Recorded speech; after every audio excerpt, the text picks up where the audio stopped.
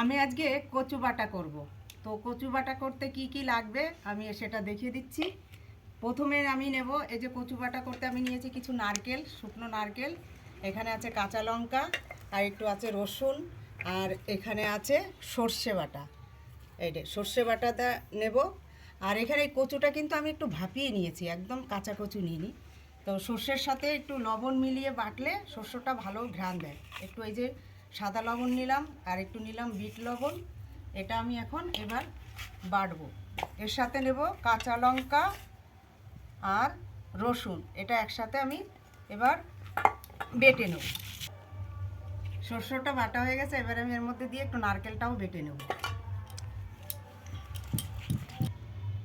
এবার নারকেলটা বাটা হয়ে গেল মশলাটা, এবার আমি এই সেদ্ধ কচুটা দিয়ে এর মধ্যে বাটব।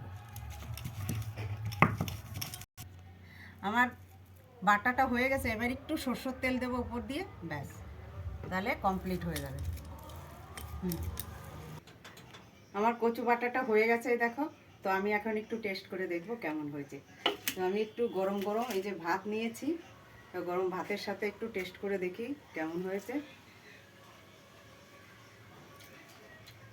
জাস্ট কথা হবে না কোনো, খুব স্বাদ হয়েছে। কচু বাটা নারকেল দিয়ে এত ভালো লাগে।